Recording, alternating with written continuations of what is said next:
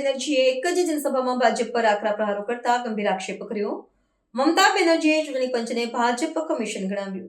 પશ્ચિમ બંગાળના મુખ્યમંત્રી મમતા બેનર્જીએ ઉત્તર 24 પરગણા જિલ્લાના બનગાંવ ખાતે યોજાયેલી એક જનસભામાં ભાજપ પર આકરા પ્રહારો કરતા ગંભીર આક્ષેપ કર્યો હતો કે મતુઆ સમુદાયના મતદારોને બાંગ્લાદેશી ઘોષિત કરવામાં આવી રહ્યા છે. તેમણે દાવો કર્યો હતો કે ભાજપ સાથે સંકળાયેલા સંગઠનો દ્વારા જારી કરવામાં આવતા અમુક ધાર્મિક પ્રમાણપત્રોમાં લોકોને બાંગ્લાદેશી તરીકે દર્શાવવામાં આવે છે, જે એક મોટું ષડયંત્ર છે. મમતા બેનર્જીએ ચેતવણી આપી હતી કે જો કોઈ વ્યક્તિ નાગરિક સુધારા કાયદા હેઠળ નાગરિકતા માટે અરજી કરશે અને પોતાને વિદેશી જાહેર કરશે તો તેનું નામ મતદાર યાદીમાંથી આપોઆપ રદ થઈ જશે. સ્પેશિયલ ઇન્ટેન્સિવ રિવિઝન એટલે કે મતદાર યાદી સુધારણા પ્રક્રિયા પર સવાલ ઉઠાવતા તૃણમૂલ કોંગ્રેસના સુપ્રીમોએ ચૂંટણી પંચને ભાજપ કમિશન ગણાવ્યું હતું. તેમણે આક્ષેપ કર્યો હતો કે 2026ની વિધાનસભા ચૂંટણી પહેલા ચોક્કસ સમુદાયોને નિશાન બનાવીને તેમના નામની યાદીમાંથી કાઢી નાખવાનો પ્રયાસ થઈ રહ્યો છે. મતુઆ સમુદાયના લોકોને સાવચેત કરવા તેમણે કહ્યું હતું કે ભાજપના નેતાઓ દ્વારા આપવામાં આવતા કાર્ડ સ્વીકારવાથી તેઓ વિદેશી સાબિત થશે અને પોતાના મતાધિકારથી વંચિત રહી જશે. તેમણે ખાતરી આપી હતી કે રાજ્ય સરકાર કોઈ પણ સાચા મતદારનું નામ કમી થવા દેશે નહીં. આ રેલી દરમિયાન મમતા બેનર્જીએ કેન્દ્ર સરકારને ખુલ્લો પડકાર ફેંકતા કહ્યું હતું કે જો બંગાળમાં તેમને નિશાન બનાવવામાં આવશે તો તેઓ આખા દેશને હચમચાવી નાખશે. તેમણે મતુઆ મહાસંઘના ભાજપ જૂથ પર પૈસા લઈને નકલી પ્રમાણપત્રો વેચવાનો આરોપ પણ લગાવ્યો હતો, જેમાં લોકોને 2002 પહેલા બાંગ્લાદેશમાં રહેતા હતા તેવું લખવામાં આવે છે. આ વિવાદે રાજ્યના રાજકારણમાં ગરમાવો લાવી દીધો છે, કારણ કે મતુઆ સમુદાય બંગાળની ચૂંટણીઓમાં નિર્ણાયક ભૂમિકા ભજવે છે અને CAA નો મુદ્દો અહીં અત્યંત સંવેદનશીલ છે. এই যে মতুয়া মহাসভার নামে কাগজটা তো নিশ্চয়ই আপনারা ধর্মীয় কার্ড নিতে পারেন, সেটা আপনার নিজস্ব ব্যাপার, কিন্তু মনে রাখবেন, কাগজটা দাও, হাওয়াটা বেশি তো, কিন্তু মনে রাখবেন একটা কথা, আপনি এটা বলতে পারেন না আপনি যদি সংঘের কার্ড দেন, সংঘের মেম্বার কাউকে করতে চান, সেটা হতেই পারে, কিন্তু আপনি কি করছেন? টাকা নিয়ে করছেন।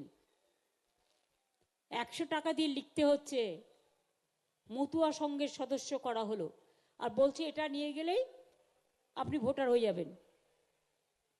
তাই ইলেকশন কমিশনের এতে লেখা আছে, ইলেকশন কমিশনের যে নির্দেশিকা আছে তাতে কোথাও লেখা আছে আগে কথাটা লিখতে বলুন।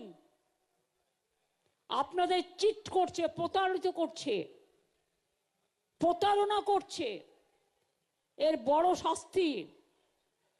কি লিখছে ভালো করে পড়ুন, আমি পড়ে দিই যারা এখনো পড়েননি। লিখছে এলিজিবিলিটি সার্টিফিকেট, আপনার গ্রহণযোগ্যতা সার্টিফিকেট কি, টু হোমসেভার ইট মে কনসার্ন, বলে কি বলছে, দিস ইজ টু সার্টিফাই, মানে এটা সার্টিফাই করা হচ্ছে যে একজনের নাম দিয়ে হার প্রিভিয়াস ন্যাশনালিটি ওয়াজ বাংলাদেশ, তাতে লিখে দিচ্ছে আপনি কিন্তু বাংলাদেশে ছিলেন। তার মানে আজকের ডেটে যখন সার্টিফিকেটটা আপনি পাচ্ছেন 2025-এর নভেম্বর ডিসেম্বর মাসে, আপনাকে বাংলাদেশি প্রমাণ করে দিচ্ছে। এতে তো আপনাদের আরো ক্ষতি করছে, হ্যারেস। আরে এ তো চ্যালেঞ্জ হলেই যাবে। তারপরে কি লিখছে,